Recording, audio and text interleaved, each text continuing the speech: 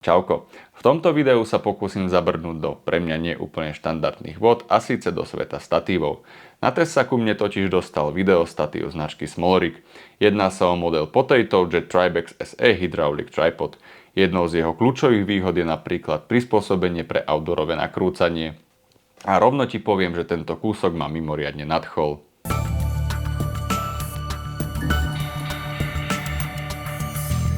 Tento statív od Smallrigu, ktorého celý názov sa mi nechce úprimne už veľmi vyslovovať, je svojou konštrukciou relatívne dobre prispôsobený práve na používanie v exteriéri. Je vyrobený z hliníku, má 3 sekcie nôh, váži niečo cez 3,5 kg a v zloženom stave je dostatočne kompaktný na to, aby si ho vedel vziať aj do nejakého náročnejšieho terénu, prípadne s ním aj dlhší čas kráčať. Aby som bol konkrétnejší, tak v zloženom stave má 72 cm, naopak maximálna výška statívu je 168 cm a maximálne zaťaženie hlavy je 6 kg.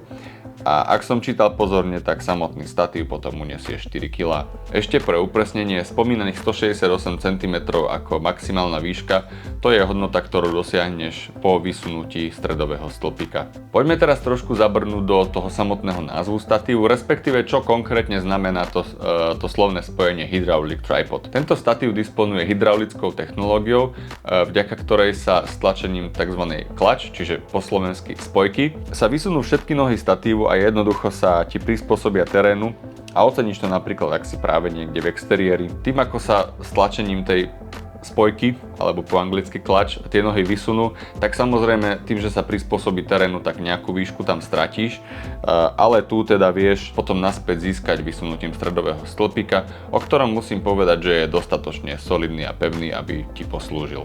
Musím sa priznať, že tento systém, respektíve ako sa tie nohy statívu vysúvajú, ma úprimne nadchol od prvej chvíle, kedy som zistil, ako to vlastne funguje. Rovnako rýchle je potom aj roztvorenie nôh statívu. Ak ich chceš roztvoriť viac, tak jednoducho potiahneš poistku na nohách a pri dosiahnutí určitej úrovne roztvorenia sa zacvakne tá poistka naspäť a nohu máš stabilne roztvorenú. Úplne rovnako to funguje aj ak si chceš nohy statívu roztvoriť na maximum, kedy ten statív bude až tesne pri zemi. Veľmi solidná je aj stabilita samotného statívu. V podstate som počas testovania s ním nemal absolútne žiadny problém. Statívová hlava uniesie už spomínaných 6 kg. Pohyb do všetkých strán si vieš veľmi pohodlne regulovať, nemám tomuto absolútne čo vytknúť. Čo mi však na tejto statívovej hlave, ktorá sa dodáva spolu so statívom, trošku chýba, tak je možnosť priameho otočenia o 90 stupňov, aby sa dalo natáčať rovno aj vertikálne video. Toto spomínam aj preto, že tesne po testovaní tohto statívu som mal možnosť testovať aj statív Manfrotto One a ten túto funkciu mal. A musím povedať, že bolo super mať takéto niečo k dispozícii a spätne mi potom bolo ľúto, že takéto niečo nebolo práve na tomto statíve. O statíve Manfrotto One si však viacej povieme na budúce, teraz poďme naspäť k Smallrig statívu. Keď už som začal rozprávať o hlave, tak tá je prispôsobená na video a je k nej dodávaná aj rýchlo upínacia doštička 501 PL. K čomu by som sa chcel vyjadriť, tak je spôsob, akým upevňuješ doštičku k fotoaparátu, prípadne ku kamere. Vlastne v tej statívovej hlave máš zabudovaný otvor pre imbusový kľúč, ktorý je teda dodávaný spolu so statívom, respektíve statívovou hlavou. A týmto imbusákom uťahuješ závit, ktorým sa pripevňuje tá doštička ku kamere alebo prípadne ku klietke a tak ďalej. No a ten 6 hran, tuším to je 6 hran, na ten imbusový kľúč sa veľmi jednoducho dokáže opotrebovať a môže sa stať, že už to jedného dňa prosto neutiahneš, pretože to už bude vyjazdené. Toto spomínam pretože jeden Smallrig statív už nejaký čas vlastním a používam a treba povedať, že už je to tak na hrane s tým uťahovaním. Pozastavím sa ešte pri rukoveti, tá nepatrí úplne k tým najrobustnejším, ale svoju funkciu si plní veľmi dobre. Jednoducho si vieš prispôsobiť aj jej dĺžku po otočením krúžku na tej samotnej rukoveti. Je to veľmi rýchle, jednoduché, takže toto oceňujem. Čo sa týka použitia, tak ten statív ti poslúži na veľmi široké spektrum aktivít a vôbec to nemusí byť obmedzované iba na outdoor. Tam však najviacej oceníš to prispôsobenie to vysúvanie nôh k tomu konkrétnemu terénu, kde sa práve nachádzaš. Ja sám som však natáčal s týmto statívom aj bežné interiérové zákazky, keď som prosto potreboval mať fotoaparát, s ktorým natáčam na statíve.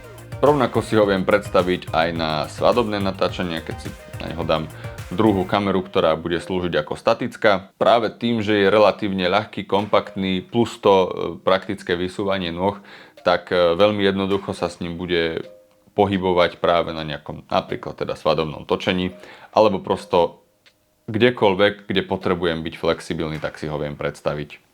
A ešte tu mám pre teba jedno také malé odporúčanie.